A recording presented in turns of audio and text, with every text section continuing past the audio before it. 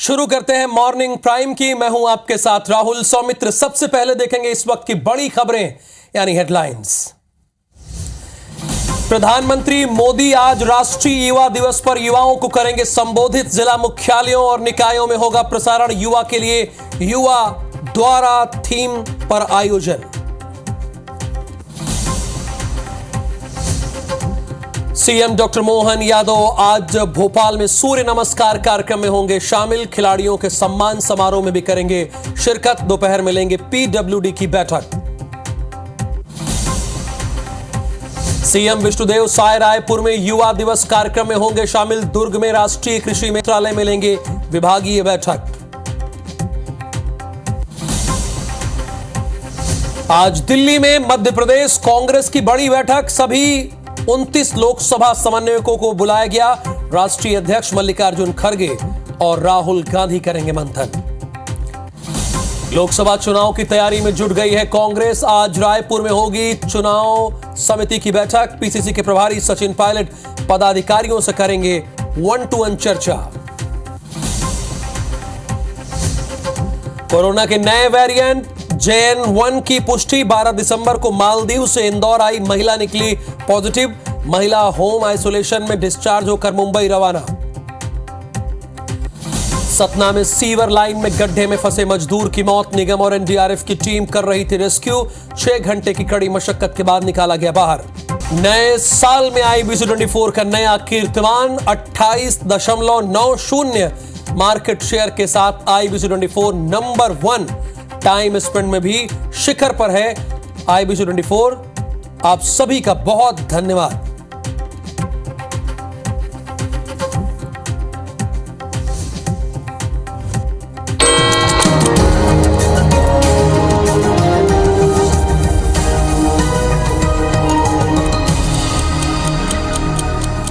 और हेडलाइंस के बाद अब देखते हैं सुबह 7 बजे की 7 बड़ी खबरें कौन कौन सी है। तो पहली बड़ी खबर, रामलला का न्योता ठुकराने के बाद कांग्रेस 2 धड़ों में बंट गई है। दूसरी बड़ी खबर, मणिपुर में मैतेई समुदाय के 13 लोगों की हत्या हुई है, एक की तलाश है। तीसरी बड़ी खबर, आर्मी चीफ बोले हैं देश की उत्तरी सीमा पर स्थिति संवेदनशील है। चौथी बड़ी खबर है, साउथ की एक्ट्रेस नयनतारा के खिलाफ केस दर्ज कर लिया गया है। पांचवी बड़ी खबर, इंटरनेशनल कोर्ट में इजराइल के खिलाफ केस शुरू हो गया है। छठवीं बड़ी खबर, पासपोर्ट रैंकिंग में भारत 80वें स्थान पर, 4 कमजोर देशों में पाकिस्तान भी। और 7वीं बड़ी खबर, भारत ने अफगानिस्तान को T20 मुकाबले में बुरी तरह से हरा दिया। तो 7 की बड़ी बात। अब बुलेटिन की शुरुआत करते हैं रायपुर की खबर के साथ। 2 बड़ी खबरें हैं। पहली जो खबर है, पति ने पत्नी की गर्दन काटकर हत्या कर दी है और आरोपी पति ने खुद को थाने पहुंचकर हत्या की जानकारी दी। अवैध संबंध के चलते पत्नी की हत्या की। खमतराई के रामेश्वर नगर की घटना है। खमतराई पुलिस मौके पर पहुंची है। और दूसरी खबर जो आप देख रहे हैं ये भी राजधानी की है। राजधानी में फिर चाकूबाजी हुई है। तरुण नगर इलाके में चाकूबाजी हुई है। आदतन अपराधी दिलकश ईरानी नाम है इसका, उसके भाई साहिल ने चाकू मारा है। हसन अली नामक युवक को चाकू मारा है युवक की पत्नी और मां के साथ भी मारपीट की है। चाकूबाजी में युवक गंभीर रूप से घायल है। फिलहाल आपकी स्क्रीन पर 2 बड़ी खबरें। दोनों बड़ी खबर राजधानी रायपुर से है। एक में पति ने पत्नी की गर्दन काटकर हत्या कर दी है, उसके बाद थाने जाकर बता दिया कि मैंने ही ऐसा किया है। इस तरह की खबर 3 दिन पहले भी सामने आई थी छत्तीसगढ़ में और एक बार फिर से आ रही है। और यहां पर जो बात सामने आई है, अवैध संबंधों के चलते इसने ऐसा किया जो तस्वीरों में दिख रहा है। कई बार शक करना ना आपको बहुत ही कमजोर कर देता है। शक के बजाय अपनों पर विश्वास कीजिए। अगर आप विश्वास करेंगे तो आपके विश्वास पर वो हमेशा खरा उतरेगा। लेकिन अगर आप शक करते रहेंगे और शक करते ही रहेंगे तो इस तरह की खबरें सामने आती हैं जो सुबह सुबह मैं आपको बताना तो नहीं चाहता। मैं भी चाहता हूं कि गुड न्यूज़ दूं, लेकिन इस तरह की खबरें आती है तो आपको बताना पड़ता है कि हमारे समाज में आखिरकार हो क्या रहा है। ये भी आपको जानना चाहिए। सब बेहतरीन परोस नहीं सकता मैं, जो हो रहा है वो बताना पड़ेगा आपको। दूसरी खबर रायपुर से है। युवक की पत्नी और मां के साथ मारपीट की है। चाकूबाजी की खबर आई है, यानी चाकूबाजी लगातार हो रही है। आप देखिए इसके पहले भी आपने देखा लगातार इस तरह की खबरें आती हैं, लेकिन अभी भी फिर से इस तरह की खबरें सामने आ रही हैं। और सवाल ये है कि लोग चाकू रखते हैं और चाकू से किसी को भी मार दे रहे हैं और इस पर अंकुश लग नहीं पा रहा है, यानी लगाम नहीं पा रही है। ये हो क्यों रहा है? सवाल ये भी है, बार बार इस तरह की घटना की पुनरावृत्ति क्यों हो रही है? चलिए आगे बढ़ते हैं और आपको मध्य प्रदेश लेकर चलते हैं। खबर सतना से है। सीवर लाइन में मजदूर की मौत हो गई है। 6 घंटे की मशक्कत के बाद उसे निकाला गया, उसकी डेड बॉडी को। रेस्क्यू में नगर निगम और एनडीआरएफ की टीम जुटी रही। कल शाम 6 बजे सीवर लाइन में मजदूर फंस गया था। पाइपलाइन जोड़ने का काम कर रहा था। मृतक मजदूर का नाम सुरेंद्र कुशवाहा है। कोलगवा थाना क्षेत्र के मारुति नगर की यह घटना है। रेस्क्यू में जुटी थी नगर निगम और एनडीआरएफ की टीम। सतना से बड़ी खबर है। कल शाम 6 बजे के सीवर लाइन में मजदूर फंस गया था। पाइपलाइन जोड़ने का काम करने गया था। यानी आपका शहर व्यवस्थित तौर पर चलता रहे, वहां कोई परेशानी ना हो, इसीलिए ये मजदूर काम करने के लिए सीवर लाइन में गया था। लेकिन सीवर लाइन में वो फंस गया। अब सवाल ये है कि उसे निकालने के लिए अमला तो एक हो गया, लेकिन उसकी जान बची नहीं।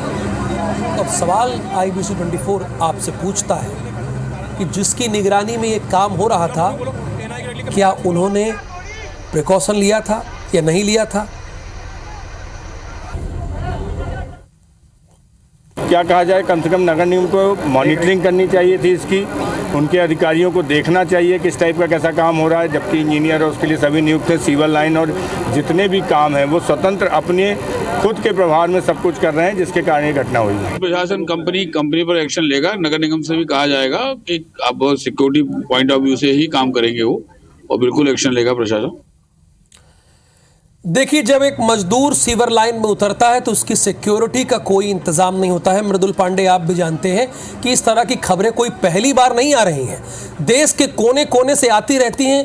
लेकिन सवाल यह है कि हम सबक क्यों नहीं लेते? आखिर एक व्यक्ति की जान चली गई, उसका घर पूरा उजड़ गया है। बताइए ये कैसे हुआ, क्या ये, और ये भी बताइए कि लापरवाही किसकी?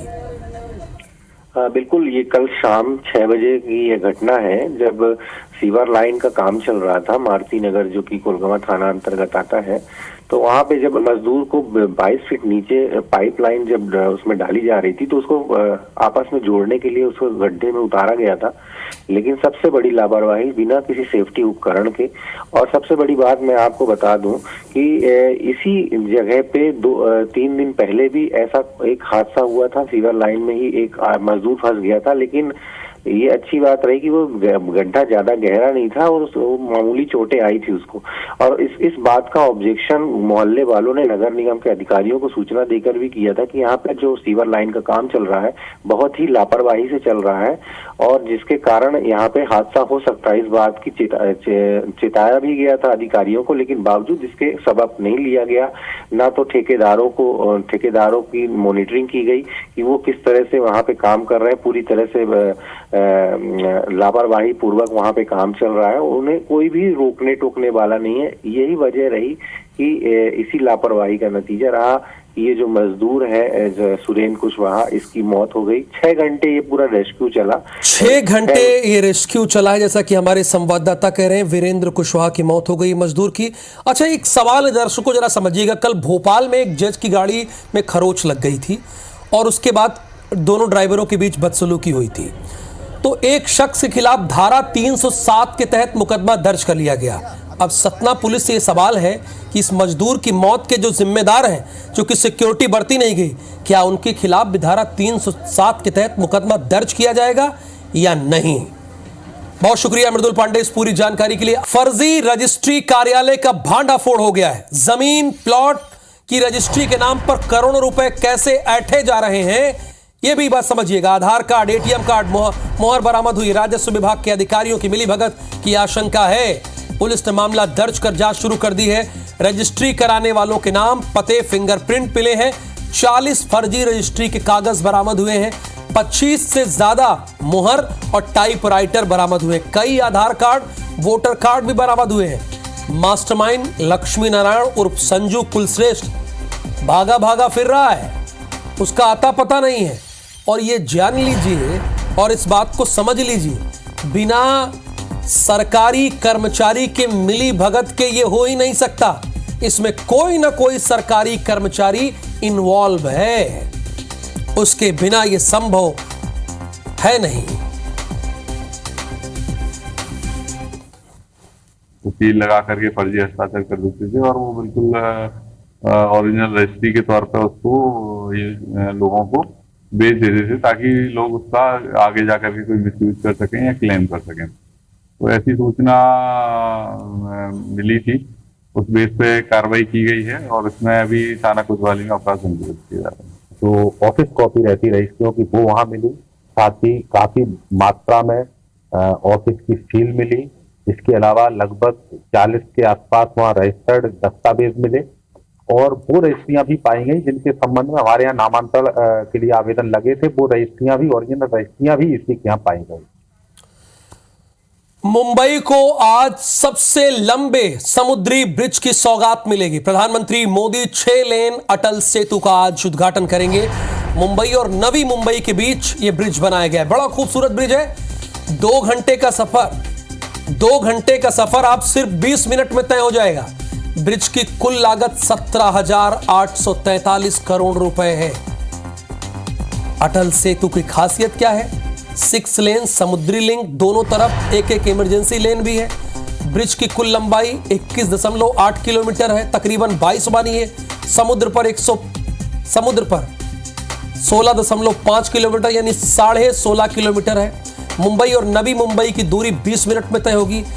यानी अगर आप नवी मुंबई में रहते हैं, आप वहां अपना आवास लेकर रखें और मुंबई में आप नौकरी करते हैं, तो कितने मिनट में पहुंचिएगा इस ब्रिज के जरिए जो 17,000 करोड़ के से बना है? कितने मिनट में? 20 मिनट में। और सवाल यह है कि 2 घंटे का सफर 20 मिनट में हो जा रहा है। आपका समय भी बच रहा है, आप अपने परिवार वालों को भी समय देंगे और बिना किसी स्ट्रेस के ऑफिस भी पहुंचेंगे। ये बड़ी खूबसूरत तस्वीर है, हमने कहा आपको दिखाया जाए। आप मध्य प्रदेश छत्तीसगढ़ के दर्शक हैं, तो मुंबई में जो हो रहा है क्या वो जानने का आपको हक नहीं है? और इसीलिए ये खबर है। जरा देखिए, देश के प्रधानमंत्री सौगात देंगे। 17,843 करोड़ की लागत से बना है और ये उन लोगों के लिए बड़ी अच्छी सौगात है जो मुंबई और नवी मुंबई में रह रहे होंगे। यानी आप भी सोचिए, अगर 2 घंटे का सफर है, जैसे कि प्रयागराज से अगर आपको रायपुर आना है तो कितने घंटे लगते हैं? 600-650 किलोमीटर है, लगता है 15 घंटे। तो भाई दूरी तो बहुत ज्यादा है नहीं, घंटे ज्यादा लगते हैं।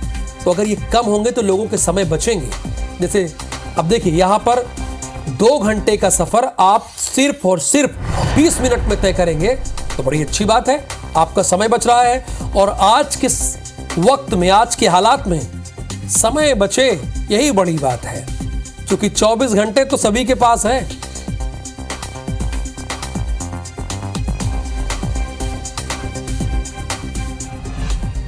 अगली खबर भी महाराष्ट्र से ही है।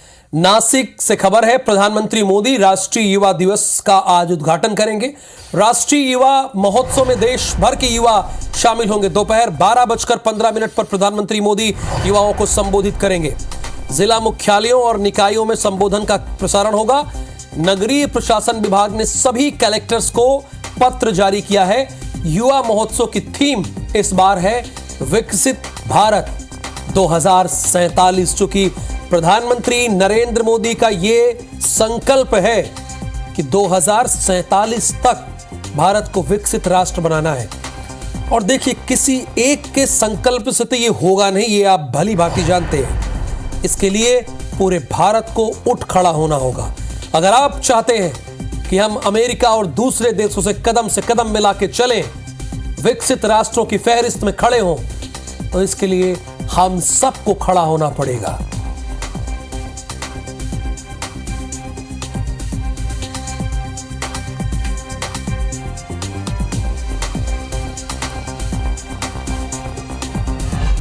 और अब जान लेते हैं कि मध्य प्रदेश के चीफ मिनिस्टर यानी डॉक्टर मोहन यादव के आज के क्या कार्यक्रम है। ये पता होना चाहिए कि आपके मुख्यमंत्री कहां जा रहे हैं, क्या कर रहे हैं। सुबह 9 बजे सूर्य नमस्कार कार्यक्रम में शामिल होंगे।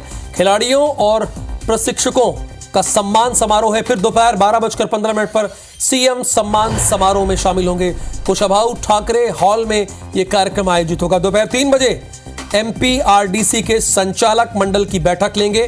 मंत्रालय में एमपीआरडीसी के संचालक मंडल के साथ बैठक होगी। फिर 3:30 यानी 3:30 बजे पीडब्ल्यूडी के ऑफिसर्स की बैठक लेंगे। पीडब्ल्यूडी के जितने भी ऑफिसर होंगे उनके साथ वो बैठक करेंगे और आगे की कार्य योजना तय करेंगे।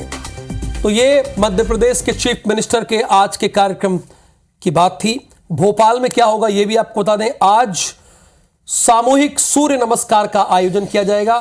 चूंकि आप भी जानते हैं कि आज स्वामी विवेकानंद की जयंती के मौके पर, युवा दिवस के मौके पर इसका आयोजन किया जा रहा है। शिवाजी नगर के सुभाष विद्यालय में मुख्य आयोजन होगा।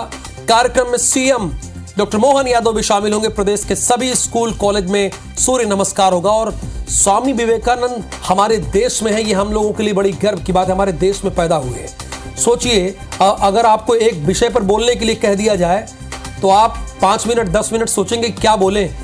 स्वामी विवेकानंद ने शून्य पर अनवरत धारा प्रवाह बोलते रहे।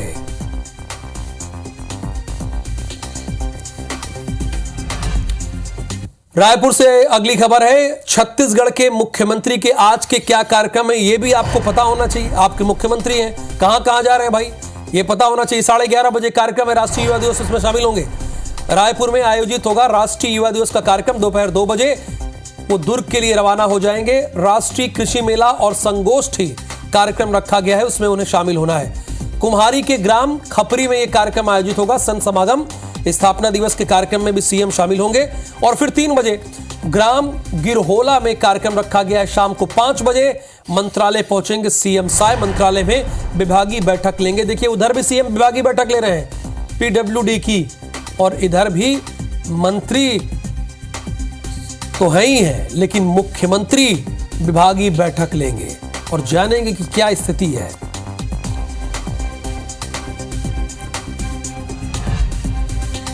देश के गृह मंत्री यानी अमित शाह छत्तीसगढ़ आएंगे।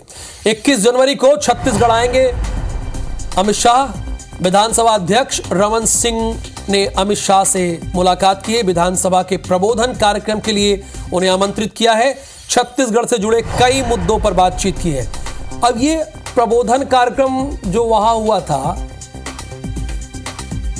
ये तस्वीरें देखिए। रमन सिंह की जो मुलाकात हुई है अमित शाह से हुई है, और राज्यसभा के सभापति, जिन्हें आप उपराष्ट्रपति भी कहते हैं, उपराष्ट्रपति हमारे देश के, उनसे भी उन्होंने मुलाकात की। ये तस्वीरें आ गई।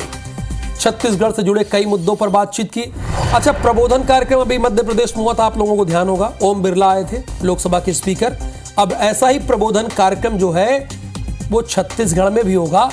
उसमें अमित शाह आएंगे। 21 तारीख को अमित शाह रहे विधानसभा के प्रबोधन कार्यक्रम में हिस्सा लेने के लिए। छत्तीसगढ़ से जुड़े कई मुद्दों पर बातचीत हुई है।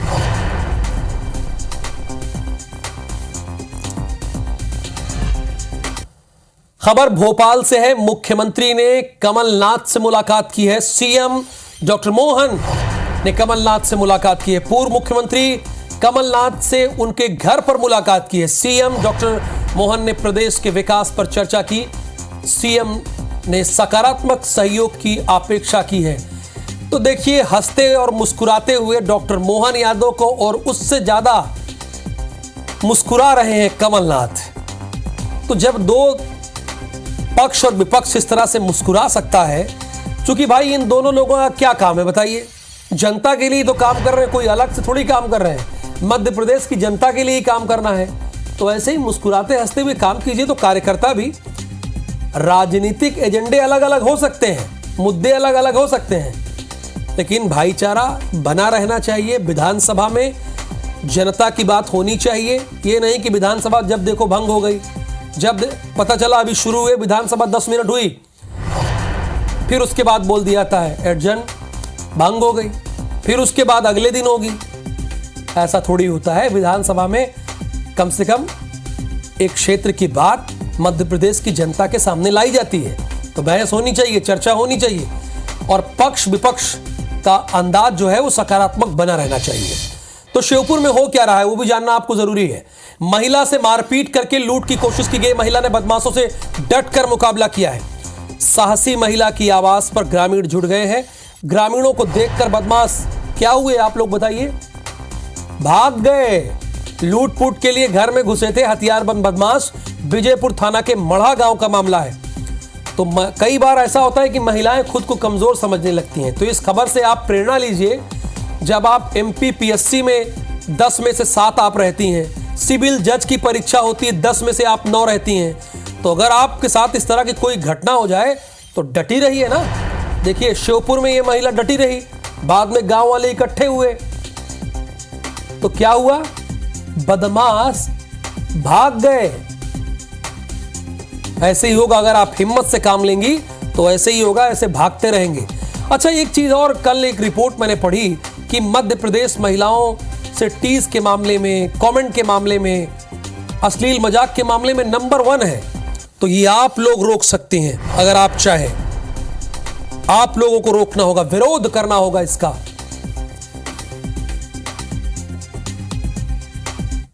यादव परिवार है, उसमें जो है 4-5 अज्ञात लोग घुसे थे, वारदात करने की कोशिश की है, वारदात हो नहीं पाई है। पुलिस उसका जो है पतारसी कर रही है, शीघ्र आरोपियों की पतारसी कर ली जाएगी। अब चलते हैं उत्तर प्रदेश। उत्तर प्रदेश के रामपुर में 2 अपराधी के साथ एनकाउंटर हो गया। एनकाउंटर के बाद दोनों अपराधी गिरफ्तार हुए। 10-10 हजार रुपए के इनामी थे, इन्हें गिरफ्तार कर लिया गया। हथियार और बाइक भी इनके पास से बरामद किया है। एनकाउंटर में बदमाश को गोली लगी है। उत्तर प्रदेश में कई बार ऐसा होता है ना कि जो बड़े बड़े अपराधी हैं वो बेचारे तख्ती लेके जाते हैं और लिखते हैं कि मैं सरेंडर कर रहा हूं। जिनकी कल तक तूती बोलती थी वो थाने में जाके कहते हैं कि हे पुलिस, हमें आप गिरफ्तार कर लीजिए। कई बार ऐसा होता है, मैंने कई खबरें ऐसी देखी हैं और आपको पढ़ के बताई भी हैं। तो उत्तर प्रदेश में ऐसा होता है। तो उत्तर प्रदेश में जो लॉ एंड ऑर्डर की व्यवस्था है, अब देखिए ना, रायपुर में चाकूबाजी हुई, आपने देखा केसेस, आप मध्य प्रदेश में भी देख लीजिए। तो यहाँ के जो नामी बदमाश हैं वो थाने आते हैं और कहते हैं कि आप हमें गिरफ्तार कर लीजिए वरना हमारा एनकाउंटर हो जाएगा। लेकिन छत्तीसगढ़ लोक सेवा आयोग ने व्यवहार न्यायाधीश 2022 की परीक्षा का परिणाम जारी कर दिया। परीक्षा में लड़कियों ने बाजी मारी है। मैं बता ही रहा था, देखिए खबर आ गई। टॉप 10 रैंक में कितनी लड़कियां हैं जरा बताइए। टॉप 10 में से कितनी, मैंने आपको थोड़ी देर पहले बताई थी। हाँ लाइन आ गई, आप लोग तब बता रहे हैं ना। 10 में से 9 लड़कियां हैं। ईशानी अवधिया ने टॉप किया है परीक्षा में। ईशानी अवधिया ने टॉप किया है। अर्पित गुप्ता दूसरे और मानसी बिशक तीसरे स्थान पर हैं। 48 पदों की अंतिम चयन सूची जारी की गई थी।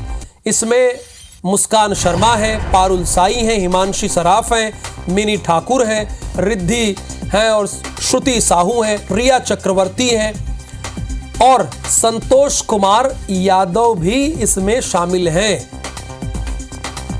तो CGPSC ने रिजल्ट जारी किया है। इसमें टॉप 10 में 9 लड़कियां हैं। फिलहाल 7 की बड़ी बात में इतना ही।